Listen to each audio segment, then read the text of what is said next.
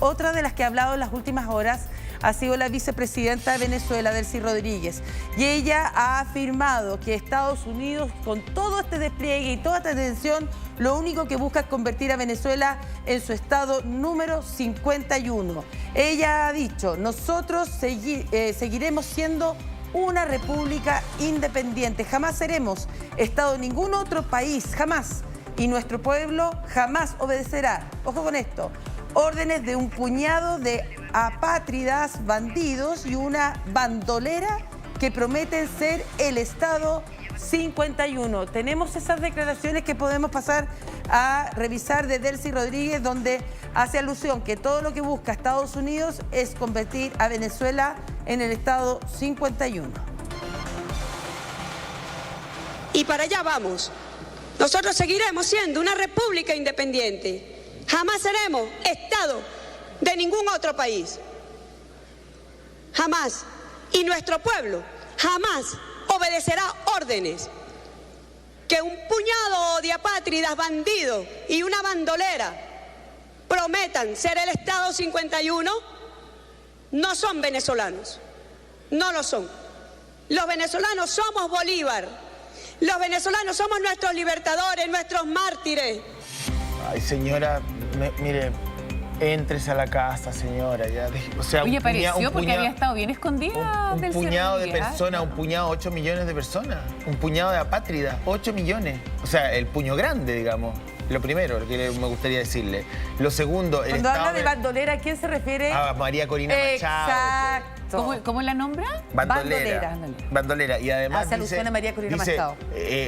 Nunca seremos, nunca seremos. Ella está hablando del grupúsculo que está en Miraflores. Está hablando de ella, de su hermano, qué sé yo, de 3 o 4 generales más, pero... Diosdado Cabello. Sí, y esto se suma a la retórica del día lunes de Nicolás Maduro, cuando señala que si Estados Unidos ataca militarmente a Venezuela, según Nicolás Maduro, sería el fin político de Donald Trump. Yo creo que está... ¿Qué dijo? En un error. Nicolás Maduro dijo que si Estados Unidos ataca militarmente a Venezuela, sería el fin político de Donald Trump. Mira, a mí me parece que el señor Maduro y la señora Rodríguez y el señor Jorge Rodríguez y Vladimiro Padrino y Diosdado Cabello, y lo voy a decir porque es lo que todo el mundo piensa y nadie dice. Pero yo, si fuera presidente de este país o fuera canciller, que no lo voy a hacer, lo diría abiertamente. Son un grupo de delincuentes que se han transformado en unas caricaturas de sí mismos. Entonces, la verdad que lo que digan o no digan, ya a mí me parece que 31 minutos tiene mayor credibilidad que ellos, digamos. O sea, son más simpáticos, además. Vamos a Caracas. Oye, pero es lo que está escuchando la gente al interior de Venezuela. Por eso es tan importante saber el clima que se está viviendo. Ahí está Fernando Tineo, nuestro corresponsal, justamente desde Caracas. Qué bueno que podemos tenerte con nosotros, Fernando, para conocer cómo se vive esta tensión tan creciente ahí, no solo en el Mar Caribe, sino que dentro del propio territorio venezolano. Buen día, gusto de saludarte, Fernando. Hola, buenos días para todos ustedes allá en el estudio, para toda la audiencia. Bueno, en Caracas se comenta todo lo que viene diciendo el gobierno. Por ejemplo, ayer Nicolás Maduro decía en su última alocución, primero que cambió el lugar donde iba a celebrar su cumpleaños, ¿no? Que supuestamente iba a hacer su cumpleaños en el Estadio Monumental de Caracas, el estadio más grande de béisbol que tiene en nuestro país. Mira. No sabíamos que tenía planeado Nicolás Maduro allí, pero lo cierto es que cambió ese lugar para celebrar su cumpleaños. Lo otro es que ha dicho, bueno, que la CIA está planeando atacar instalaciones petroleras y gasíferas en nuestro país. Y por supuesto llama mucho la atención, y esto ya se empezaba a comentar en redes sociales, la presencia de 5 aviones estadounidenses a lo largo de la fachada del Caribe venezolana en horas de la noche. Todo esto, por supuesto, en estas aplicaciones de geolocalización se podían ver estos aviones de Estados Unidos a lo largo de la costa venezolana. Bueno, me parece que claro, hay un panorama que se va complicando, ¿no? A medida que se acerca la fecha del martes 24. Yo no sé si estoy curado de espanto o ya demasiado viejo. Como que no te impacta mayormente. Es que para mí... Pero es impresionante ver lo que estamos mostrando, sí, pero lo que te quiero decir es que para mí... Ese mapa...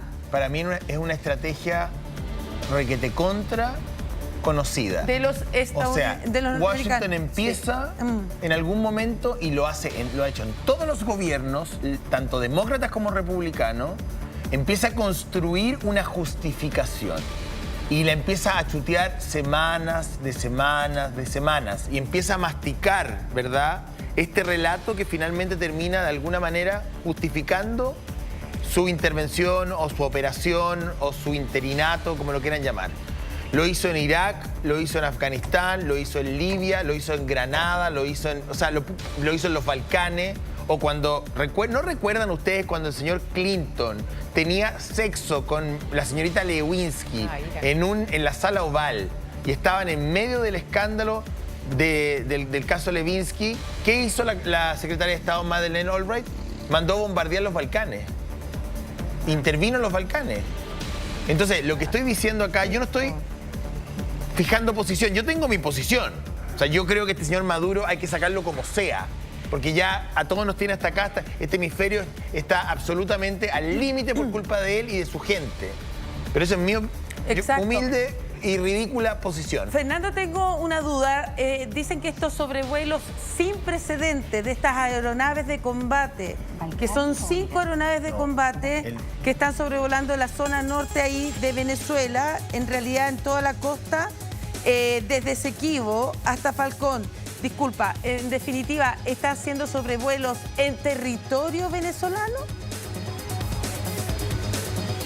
No, pareciera que están en el límite. Ahí uno cuando logra ver el trazado de la travesía de estos aviones, pues llegan al límite de lo que sería nuestra franja fronteriza con Curazao, por ejemplo, o con Guyana y Trinidad y Tobago, y en esa franja se devuelven.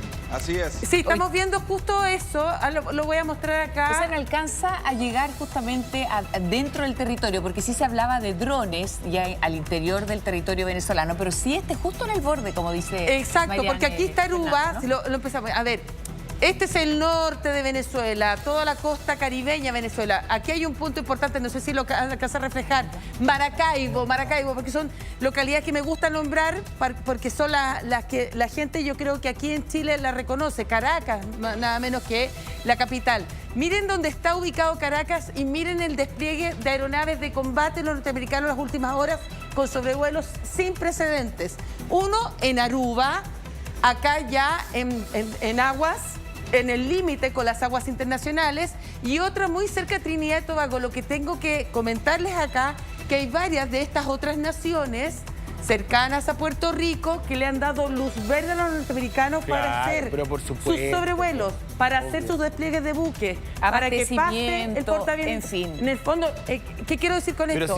Que hay varias de estas islas, países, que le han dado la posibilidad, incluso Trinidad y Tobago, hay una de las embarcaciones muy importante. Pero Estados Unidos debe estar operando con la base puertorriqueña. Y Puerto Rico que está ahí, no sé si se puede bajar el mapa, pero ahí está Puerto Rico. Y Puerto Rico en las últimas horas han llegado más aeronaves de combate. No ha parado. La Unión, o sea, Estados Unidos puede entrar a Puerto Rico. Oye, tengo una pregunta ahí para Fernando sobre algo que acaba de decir, porque nos habló del cumpleaños, un tema importante, aprovechando ahí el mapa que tenía la Mariane recién en pantalla.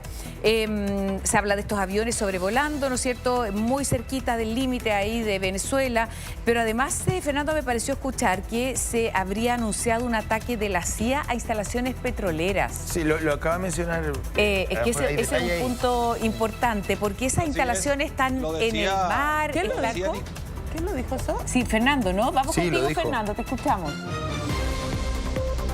Sí, Nicolás Maduro lo dijo el día de ayer en su última alocución en una actividad política. El propio Nicolás Maduro lo dijo que la CIA estaba planeando hacer atentados contra algunas de las refinerías venezolanas y por supuesto la mayoría de las grandes refinerías están muy cerca del mar. Por ejemplo, en el estado Falcón, que lo acaban de nombrar en estos sobrevuelos de estos aviones, bueno, en el estado Falcón está una de las refinerías más grandes del mundo, no solo de Venezuela, sino de todo el mundo, y es la refinería de Paraguaná.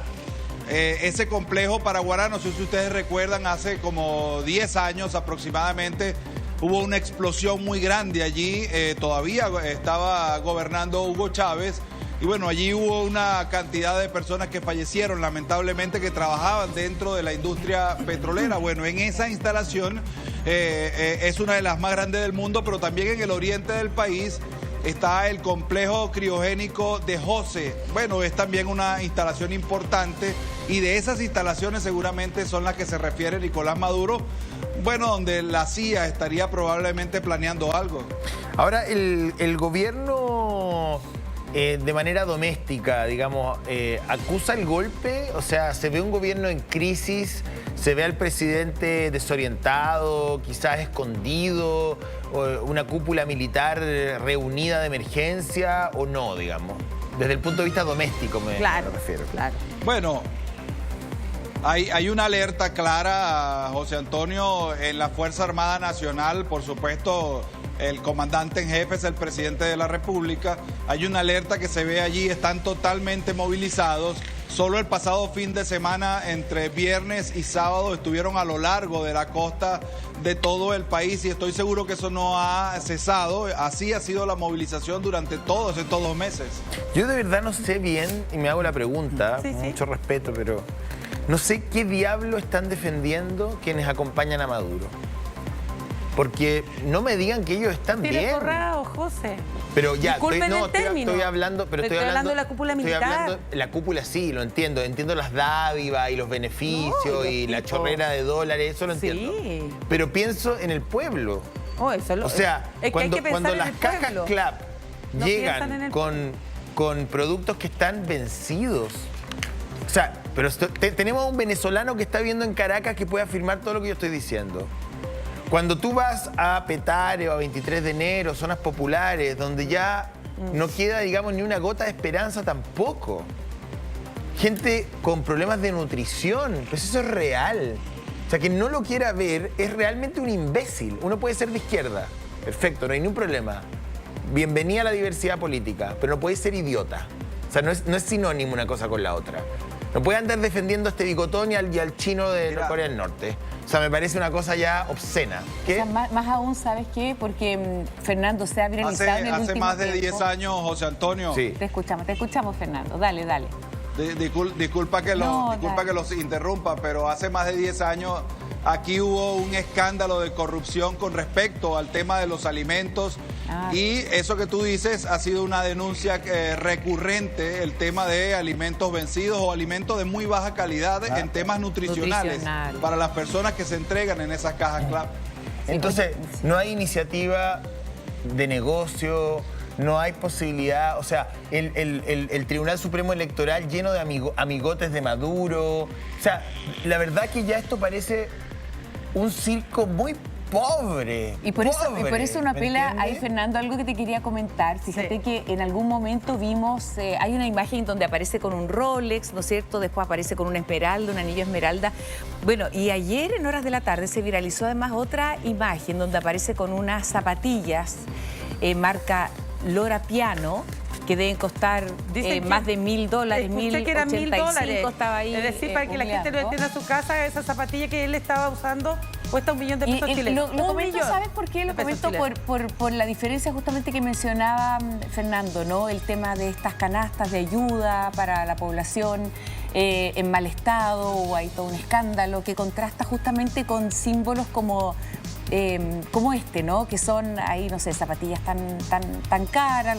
Claro, probablemente ahí la cúpula más cercana puede decir que es un regalo, pero lo pongo en el contexto de la diferencia, ¿no? Hablando del tema nutricional que vive gran parte de la población y las dificultades que existen frente a un objeto como tan de lujo. O sea, imagínate, no hay consecuencias. O sea, imagínate, hay un tema etario en Venezuela. En Venezuela tú vas a las marchas, o al menos hasta donde yo fui, ahí Fernando me ayudará, pero La gente joven no existe, no hay gente joven. La gente joven se fue del país. Sí, y no estamos hablando solamente de jóvenes acomodados que se fueron a vivir a Miami, al ya lado no están de... las oportunidades tampoco. Estamos hablando de gente de clase media o clases populares que tuvieron que salir. Entonces, me parece a mí... Y que nacieron bajo este régimen, que ¿me entiendes? no es debatir. O sea, yo no voy a conversar... Oye, aquí hemos conversado, Fernando, José Antonio... sí. Aquí hemos conversado con antropólogos en la Universidad Central de Venezuela y ellos nos han dicho que va a haber un problema generacional en Venezuela porque vamos a empezar, al menos los que estamos acá en Venezuela, vamos a empezar a envejecer rápido y no hay generación de relevo porque esa generación entre 17 y 27, 30 años se ha ido del país. Se fue, entonces... No entiendo, yo de verdad que no, yo puedo entender a la señora Rodríguez, a su hermano, porque ellos están tratando de salvarse ellos, ¿me entiendes? Entonces cuando hablan de Bolívar y todo esto, a mí ya me parece gente que está absolutamente demente, con mucho respeto a sus autoridades, señor Tineo, pero cuando uno escucha un poco, de verdad que es un delirio ya demencial, que no sé si es un delirio creado, planificado... o realmente son personas que están dementes. Claro, pero... es un delirio con el que busca quizá llegar a esa población que aún sigue creyendo en esa retórica. El delirio que ayer mostramos, que tenía que ver que el verdadero dueño de Venezuela era Jesucristo. ¿Te acuerdas de las declaraciones de ayer en ese delirio? Delirio también, que a mí, por eso a mí me molesta un poco todo esto, porque en medio de toda la tensión y la crisis que se vive hace muchos años en ese país, la tensión que se vive hoy, sobre todo, tú hacías alusión del cumpleaños. Él va a cumplir 63 años el próximo lunes y estaba planificado, como tú bien dices, Fernando, un encuentro, una celebración en el estadio, y él dice, me llamó hasta Taylor Swift y Bad Bunny para este concierto de mi cumpleaños, y después, como eso se viralizó, ahora tuvo que salir a desmentir Nicolás Maduro que eso era una broma. Claro, él cree que Taylor Swift no tiene nada mejor que hacer que ir a cantarle pero a él. A lo que voy, mira las bromas o lo que se habla en momentos en que estamos ante un inminente ataque o conflicto entre ambas naciones. Oye, ¿cómo eso me parece una falta de respeto tremenda. Pero ¿cómo menciona a personas, sale después a desmentirlo? ¿Qué dice? Él mismo dijo, porque acá dicen que todo el mundo se volvió loco, o sea, imagínate la euforia. Claro. Entonces dijo, no, esto fue una broma, esto de que me llamó Taylor Swift, Bad Bunny y todo el tema por el concierto, porque él está de cumpleaños el lunes 23 y el fin de semana tenía planificado celebrarlo el día domingo. Fue así, fue él mismo el que tuvo que entonces declarar que esto había sido una broma, ¿o no, Fernando? Sí, así mismo es. Ha dicho el día de ayer que esto se trataba de una broma y que todo el mundo se lo tomó en serio, que él no iba a hacer nada en el Estadio Monumental de la ciudad de Caracas, donde caben aproximadamente 38.000 personas, ¿no? Y donde se hacen espectáculos como Luis Miguel, por ejemplo, y que se ha llenado. Y el pasado fin de semana hubo un espectáculo allí también a casa llena. Y entonces también hay ese dilema, ¿no? Las personas que van a un concierto mientras está ocurriendo todo esto en el país, bueno, parte de todo lo que se habla acá. Oye, y es importante, además, en ese sentido, Fernando, saber, claro, mientras hablamos de estos temas, cómo lo vive la población, ¿no? Sabiendo que está esta tensión tan creciente, ¿no es cierto?, que una acción provoca inmediatamente otra reacción y que, bueno, tenemos esa situación ahí frente a las costas venezolanas y además estos aviones, que la última información que comentaba recién Mariane, ¿no?, de los aviones ya sobrevolando muy, muy cerca ahí del límite del territorio venezolano. ¿Cómo se vive la posibilidad de un inminente conflicto armado en la población venezolana? Sí, lo cierto es que las personas acá no quisieran que hubiese un daño mayor, ¿no? Porque sabemos lo que significa una invasión, porque lo hemos visto, ¿no?, en otros países. Pero bueno, las personas están en la expectativa. Aquí hay una situación económica muy difícil. Hay una brecha cambiaria, por ejemplo, entre el dólar oficial, que vale 240, y el dólar, digamos, paralelo, ¿no? Cómo se vende en el mercado a 340. Hay una fracción allí de 100 puntos que pega en el bolsillo del venezolano, que tiene que salir a resolver todos los días la comida, la escuela, la vestimenta. Eso es una situación aparte allí.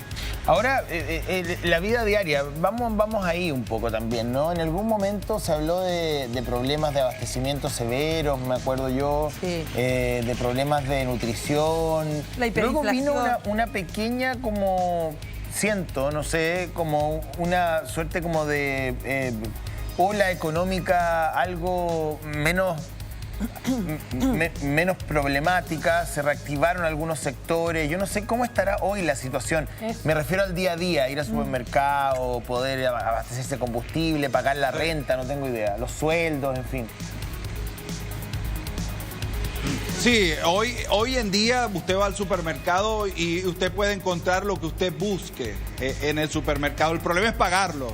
Ese es realmente el problema del venezolano. Porque es muy difícil. Mire, ni que ganes mucho dinero en dólares, rinde el dinero acá porque los precios están sumamente elevados. El problema con el combustible, hoy en día, por lo menos en la ciudad de Caracas, en las grandes ciudades no hay problemas. Digamos que ejemplo, a ver, te voy a hacer habrá pueblos muy lejanos, Fernando, de Caracas que se hace difícil, ¿no? Sobre todo el tema del diésel. Te voy a hacer preguntas bastante concretas. Bueno, y además los apagones de luz, porque ha habido interrupciones de servicio eléctrico, no en Caracas mismo, pero en otros lugares del país durante varias horas. Por ejemplo, ¿cuánto vale una caja de leche? Porque acá la caja de leche está a más o menos $1 y algo. Estamos hablando de 1.000 pesos, sí, más o menos. Sí, cerrémoslo. Ok, pongamos que el dólar está a 1.000, un poco menos, pero estoy hablando acá, un litro de leche vale $1 y fracción. ¿Cuánto vale en Venezuela y cuánto gana la gente? Acá en Venezuela vale más de $2 un litro de leche. Ya. ¿Y ganan el promedio? No, el venezolano, el sueldo mínimo es 130 bolívares, menos de $1. Mira, Fernando, tenemos este dato, porque el salario mínimo oficial de Venezuela, incluidas, ¿no es cierto?, pensiones, se mantienen apenas 130 bolívares, equivalentes a 0,5 de dólar mensual. Con esa cantidad un ciudadano no puede pagar ni siquiera una comida básica al día, ¿no? Por eso se explica que muchos de los venezolanos, según este informe, ¿no es cierto?, dependen de remesas que llegan desde el extranjero. Depende de ayuda internacional para sobrevivir, que está llegando, entiendo, de alguna manera, pero son esas remesas de familiares que justamente están en otros lugares del mundo los que les permiten tener al menos una comida diaria. Sí, es así. El salario del trabajador en Venezuela está pulverizado. ¿Qué es lo que ha hecho el gobierno? Alrededor del salario entrega bonos a los trabajadores y eso no va directamente a incidir en el sueldo, ni en las vacaciones, ni en las prestaciones sociales, nada de eso existe. Un trabajador hoy que después de trabajar 25 años, por ejemplo, en la industria del hierro en Venezuela, en CBG Ferrominera Orinoco, después de 25 años se jubila de la empresa y le han llegado a entregar $4.000. Toda una vida para que al final te entreguen $4.000. No, creo que no entiendo, pero no no, es lo que debería, ¿no? Sí, tú no entregas números que de verdad son imposibles. Por eso tengo que volver a preguntarte. ¿Cómo viven? Porque si tú ganas, ya, no digamos el mínimo, digamos que alguien gana 3 sueldos mínimos. O estamos hablando de cuántos dólares. Por ejemplo, una persona que gana 3 veces el mínimo. Bueno, José Antonio, te voy a colocar este ejemplo. Vamos a suponer que una persona gane $200. Ya, $200. 200.000 que son los pesos sueldos chilenos que hay acá en Venezuela, $200, $300. Ya. Esos son los sueldos acá en Venezuela. Ya. Bueno, tienes que destinar por lo menos $100 a comida. Ya, el resto, los otros $100 te quedan para transporte, para pagar gasolina o para pagar transporte público, para pagar escuelas, si es el caso. Fernando, para ¿cuánto pagar cuesta la gasolina? Sí, es muy difícil. Alquiler. Por ejemplo, ¿cuánto cuesta la gasolina? ¿Pagan luz? ¿Servicios básicos se pagan? La gasolina cuesta $0,5 el litro, es lo que cuesta, 0,50. Y los alquileres van, bueno, pues puedes encontrar desde $500 en pero adelante. ¿cómo? Pero ¿no? es que no tiene ni un sentido. O sea, si las personas ganan $300 y tú me dices que encuentras arriendos por $500, No puedes vivir, o sea, por eso el gobierno te pone sobre tu salario un ingreso mayor, porque si no estarían todos en la calle, o sea, no entiendo. Sí, bueno, aquí mucha gente ha tenido que volver a casa de su mamá, por ejemplo, a vivir con esposa, hijos. Bueno, porque no puedes pagar el alquiler. Eso es una realidad allí que está, digamos, subyacente. Oye, y ¿hay beneficios sociales, digamos, desde el punto de vista de la salud? Si tú vas, te atiendes gratuitamente, el médico te diagnostica y te entrega y hay bono para medicamentos, o sea... Porque el señor Maduro ha hablado de que aquí hay un paraguas estatal espectacular, digamos, donde evidentemente uno asume que hay una serie de beneficios que están dados a la ciudadanía. Te lo pregunto, si tú te enfermas, por ejemplo, ¿es simple resolverlo? Bueno, fíjense que acá, por mandato de la Constitución, tanto la educación como la salud son gratuitas. Usted va a un hospital y deberían atenderlo, bueno, con todo, pero no es así. Usted va a un hospital y realmente consigue el médico venezolano, que es espectacular lo que hace un médico venezolano trabajando realmente con las uñas en los hospitales públicos, y usted tiene que llevar todo al hospital. Habrá alguna u otra cosa que te dan en el hospital, pero la mayoría de los insumos en un hospital los compras fuera y los llevas al hospital. Es así. O sea, tú tienes que llevar tu jeringa, el suero, los antibióticos. Y si te tienes que operar, sí, bueno, hay algunas cosas que te dan en el hospital, pero hay muchas cosas que te piden, mire, tienes que traerlo para poder atenderte. Es bien, es que lo que pasa es que lo que dice la descripción que hace es la realidad, no lo que uno quisiera ni lo que uno esperaría. O sea, él está describiendo la realidad. Y tengo una duda, ¿el servicio de la luz y agua lo tienen que pagar ustedes o se los proveen el Estado? Claro.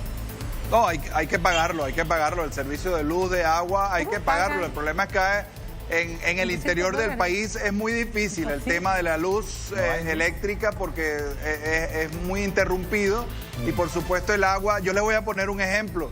En la ciudad de Puerto Ordaz, en Guayana, que es de donde yo soy, en el sur de Venezuela, están los dos ríos más importantes del país, el río Caroní y el río Orinoco, y nunca hay agua.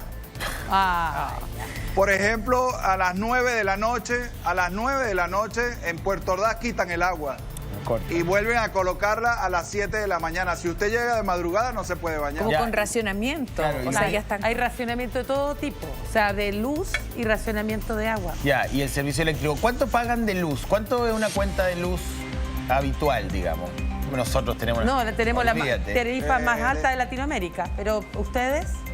Incalculable. Debe ser aproximadamente $35, $30. Oye, pero... 35 mil pesos. Pero, oye, es harto si el sueldo mínimo es 200 mil pesos. Sí, no, yo de verdad no sé cómo viven. No sé. A ver, es una realidad, dado ya con la diáspora de 8 millones, con la diáspora de 8 millones de habitantes. ¿Cuántos habitantes han quedado ya? Entiendo que eran como 45, ¿no? ¿Cuántos habitantes tiene Venezuela? Hoy. Y de ese... aproximadamente unos 40 millones de habitantes. Bajó a 40 millones. Y de ese, ¿qué porcentaje se podría hablar de la clase media? Si es que existe la clase media allá, pues, como nosotros. Porque también hay una clase de élite.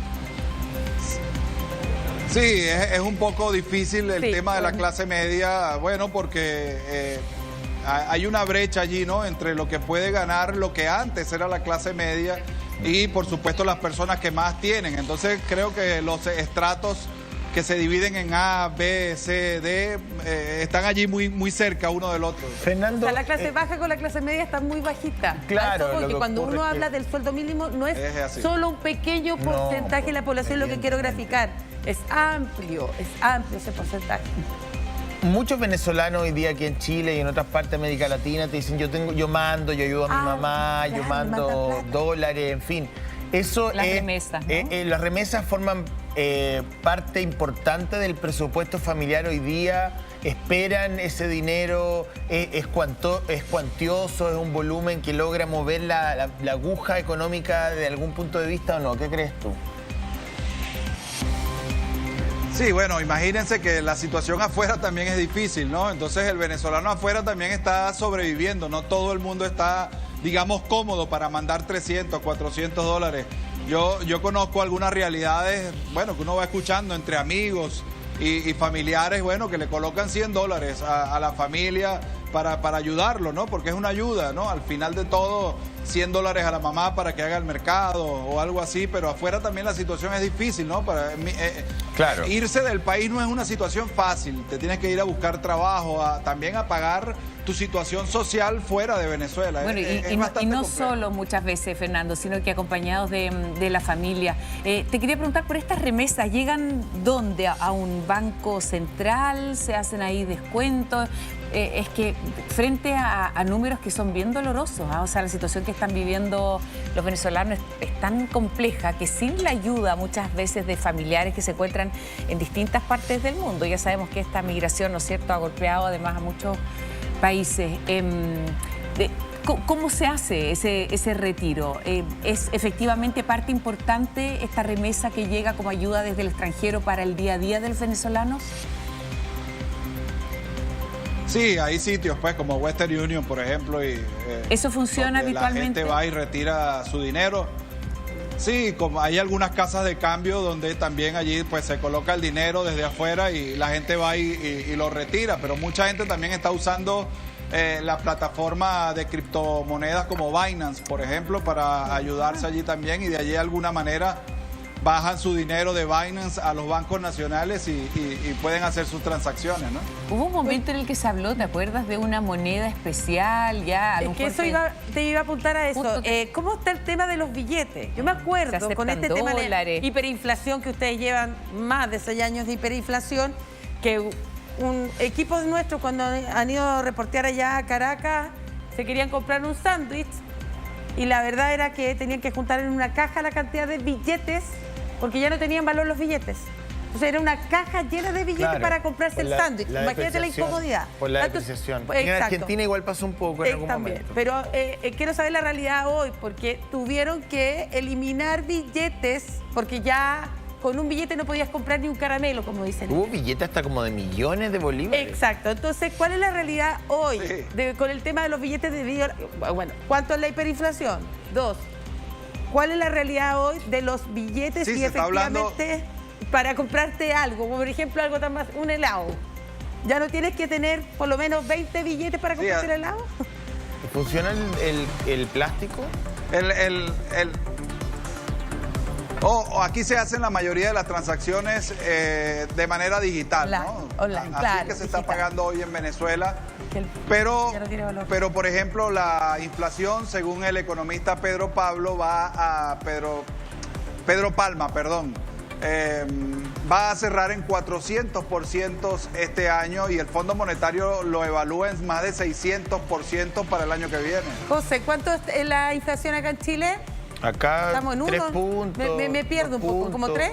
Allá más de 400. O sea, que aquí hay metas porque se van... Lo que pasa es que es interesante hacer la comparación. Claro, para que nos o sea, perdón, acá los tomates suben 50 pesos y nosotros hacemos todo un tema en la mañana. Exacto. O sea, aquí estamos con cosas. Sí, o sea, nos enfrentamos a escenarios que son catastróficos desde el punto de vista económico en Venezuela en principio, también en algún momento en la Argentina. Claro, si tú te pones a hacer billete en una máquina como que se trataran de servilleta, déjame decirte que la inflación se te va a descontrolar. O sea, es una cosa, esto es ciencia económica, aquí hay números, no, tú no puedes forzar, el 2 es el 2, no hay otra interpretación. Entonces, si tú... claro. El ejemplo más claro de una política monetaria, digamos, planificada es Perú. Lo que ha pasado en los últimos 10 años en Perú con el tema político y que el tipo de cambio sea 3 puntos y algo durante todos estos años. Hay una política monetaria planificada. Ya, lo tengo. Estoy aquí con el Diario Financiero. Efectivamente, la inflación chilena se apresta a cerrar su 5º año sobre el 3%. ¿Viste? Y ustedes, 3 puntos, más de 400. Y yo no miré nada. Sí, bueno, que tenéis la cifra ahí.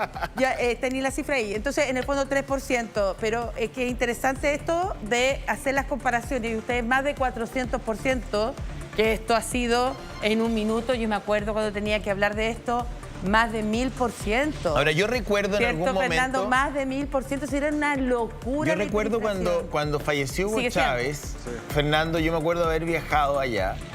a Caracas. Bueno, he ido varias veces, pero me acuerdo en esa oportunidad que investigamos un poco también el estado, porque, a ver, esto no todo es blanco y negro, o sea, Chávez tuvo años de mucha bonanza. El sistema gozó de mucha bonanza y al parecer sí, en alguna primera etapa, logró redistribuir y logró dar a una cantidad importante de personas que vivían en la marginalidad una oportunidad de vivienda, de acceso a ciertos servicios. Yo me acuerdo de haber visitado, Fernando, unas torres que estaban al lado de una avenida. Pleno centro. No me acuerdo, pero eran torres que eran, eran viviendas sociales. Se transformaron en viviendas sociales. No sé si se transformaron o las construyeron, no recuerdo. Pero entramos a los departamentos y los departamentos, déjame decirte que eran sustantivamente mejores que las viviendas sociales nuestras en esa época. Se entregaban equipadas con refrigerador, con lavadora, con cocinilla. Recuerdo que había planes, incluso si tú querías operarte, por ejemplo, de la vista o tenías que someterte a algún tratamiento, Chávez tenía planes donde tú podías ir a Venezuela, desde algún punto de América Latina. Entonces, yo te quiero preguntar, ¿esa etapa del régimen efectivamente fue así? ¿Tú tienes ese recuerdo de una primera etapa con bonanza económica? Lo que pasa es que hubo mucho dinero, los precios petroleros estaban muy elevados y sí es verdad, Hugo Chávez se construyeron algunos edificios en Caracas y en algunas ciudades del país donde las personas, bueno, que vivían en situaciones de verdad muy críticas, donde no tenían agua blanca, donde no tenían dónde desechar las aguas negras, bueno, mudarse a un apartamento y vivir en otras condiciones. Por supuesto que eso, pero además eso es trabajo del Estado, o sea, allí no hay más que agradecer, ¿no? Eso es un trabajo del Estado, darle trabajo, darle casa, darle los servicios públicos. Bueno, aquí me dicen, no es algo que hay que agradecer. Me dicen que estoy hablando burradas, me dice una persona. Yo no estoy aquí tomando posición de ningún tipo. Yo lo único que estoy diciendo, señor en su casa, y a usted que me llama un burro, que me está mirando por la televisión y que me llama que dice que soy un burro, como me lo dice habitualmente, además. Ya no pesco, José. Estoy diciendo... No, que ya es que sabes No. Uno no es monedita de oro y no estás diciendo burradas. Lo que estoy diciendo es que en algún momento el régimen, al menos en apariencia, se veía sólido en una primera etapa. De hecho, yo me imagino que las primeras... Disculpa, la crítica era por lo que dijiste de Hugo Chávez. Claro, que estoy reivindicando el régimen de chavista. No. Lo que pasa es que las primeras elecciones de Chávez las ganó limpiamente. Las primeras elecciones. No, ya era un momento bonanza porque estaba el petróleo, pero disparado. Como te explica muy bien Fernando. Pero la vaca lechera ya no tiene leche, pues. ¿Qué está pasando con el petróleo? Y eso empezó...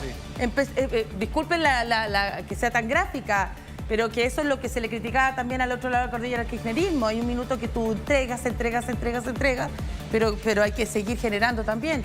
Y es así como se ha producido esta crisis económica. Oye, perdón, pero además esos departamentos que mencionaba había malinterpretado a la persona que te escribió, disculpa. No, esos departamentos que mencionaba el José, además parece que se los entregaron a personas adherentes a no sé yo. O sea, no personas efectivamente con problemas económicos. Que nos cuente Fernando, ¿se lo entregaban a los chavistas o no? Y ¿sabes cuál es la pregunta? Puede haber...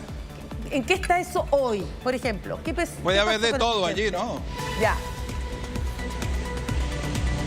Puede haber de todo allí, puede haber personas seguramente que eran afectas al gobierno de Hugo Chávez, que se les entregaba esta casa, como puede haber otras personas que no, pero por supuesto eso va a quedar para la suspicacia siempre. Mira, esto hay que también sacar lecciones, porque uno habla de Maduro y de la última etapa y pero vámonos hasta la década de los 90. Ya, bien en los 80 y los 90. ¿Ya? El sistema venezolano se transformó también en un sistema de duopolio político entre el COPEI y Acción Democrática, que se iban pimponeando el gobierno, uno y uno.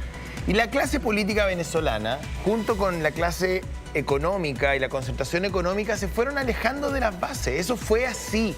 Por eso que llegó el señor Chávez con una escoba, si ustedes mal no recuerdan, que yo buena memoria tengo, aunque me llamen burro, pero tengo memoria de elefante. Y llegó con una escoba diciendo que iba a limpiar la corrupción, que iba a sacar a los corruptos. De hecho, la primera elección de Chávez la escoba era como la sierra de Milei, ¿no es cierto? ¿Qué quiero decir con esto? Que cuando no hay altura en la política, ni alternancia y se transforma en una cosa concentradísima y se empiezan a hablar cosas que no le importan a nadie, que están alejados de lo que la población siente, percibe, quiere. Aparecen señores con capas de superhéroe que son muy peligrosos. Por eso uno da la pelea acá y le dice a la clase política, déjense de estupideces y de hablar de cosas que no le importan a nadie. Cosas que son absolutamente alejadas de lo que vive el ciudadano común. No porque sean menos importantes, pero no requieren tanta visibilidad, porque si no, el ciudadano común empieza a sentir que este es un grupo que no tiene nada que ver conmigo. Desconectado. Que está absolutamente desconectado, que es una suerte como de aristocracia francesa pre-revolucionaria. Y en algún momento aparece un señor, un bravucón, un charlatán como este Chávez, y se queda 26 años en el poder, su régimen. Bueno, pero además con una especie de dedazo ahí, porque ahí hay que hablar un poco de cómo llega además Nicolás Maduro, Fernando, a transformarse en esta especie de delfín, ¿no? Coincide con la enfermedad de Chávez y en ese momento entonces... Era canciller. Claro, era canciller y se transforma, ¿no es cierto?, como de alguna manera en el heredero, ¿no? Sí, era el hombre de confianza de Hugo Chávez. Después de la muerte de Hugo Chávez, cuando Chávez lo señala, si mal no recuerdo, un 12 de diciembre del año 2012, Chávez lo señala como su sucesor. Bueno, allí uno se da cuenta que el hombre realmente de confianza era Nicolás Maduro y no, por ejemplo, Diosdado Cabello, ¿no? Que uno podía haber pensado que ese era el hombre de confianza de Hugo Chávez. Oye, vámonos a otro elemento importantísimo dentro del régimen, porque no hay dictadura que se sostenga sin el ejército. O sea, cuando tú pierdes el poder de las armas, pierdes todo. Y por alguna razón, Chávez fue muy inteligente porque era militar. Entonces empezó poco a poco a ir armando un ejército que le acomodaba perfectamente a su cuerpo político. Empezó a cooptar a los generales de alguna u otra manera. Ese fue un trabajo bien fino que ha permitido que el régimen se mantenga con más o menos fuerza, digamos, en estos últimos 26 años, ¿o no? ¿En qué está el ejército venezolano, mi querido Tineo? Sí, bueno, bajo las órdenes de Padrino López, que es el ministro de la Defensa, durante 15 años ha sido ministro de la Defensa Vladimir Padrino López, y bueno, allí han ido colocando, digamos, han ido ascendiendo a todos esos compañeros de promoción, ¿no? De estos militares que estuvieron muy cerca de Hugo Chávez y del propio Vladimir Padrino López. Y por supuesto, lo que tú dices es verdad, Hugo Chávez fue colocando a sus militares más allegados en distintos cargos. Por ejemplo, el ministro de Alimentación en algún momento acá en Venezuela fue un militar. Y así también en PDVSA y en puestos claves. Se rodeó de militares Hugo Chávez y por supuesto Nicolás Maduro también. Oye, pero además de estos militares se habla de estos milicianos, ¿no es cierto? Y ahí a propósito de eso quiero preguntarte, claro, porque apareció una información ayer, también la Mariane tiene este dato, ¿no es cierto? A ver si lo podemos ahondar, porque Maduro exhibió un plan de defensa para Caracas y La Guaira y aseguró que eso lo había hecho el pueblo, ¿no es cierto? No un experto, según sus propias declaraciones. Habla de armamento pesado, de misiles de la gran zona, comprendía entonces entre Caracas, la capital, y el estado de La Guaira, una franja costera frente al Mar Caribe, que es justamente la zona que él considera amenazada. Y esto ocurre justamente en el contexto de un despliegue militar de Estados Unidos en aguas cercanas. Aquí está, dice, y lo exhibió, el plan integral de defensa de todo el eje Caracas-La Guaira, el detalle calle por calle, comunidad por comunidad, armamento y sistema de arma por sistema de arma. Y habla justamente de estas milicias ya instaladas, Fernando. Sí, bueno, ellos hablan de 8 millones de personas que estarían alistadas en estas milicias. Uno no sabe si ese número es real, ¿no? Pero allí hay muchas personas que están, miren, porque les pagan algo, porque tienen obtienen algo del Estado, ¿no? Y están allí por eso.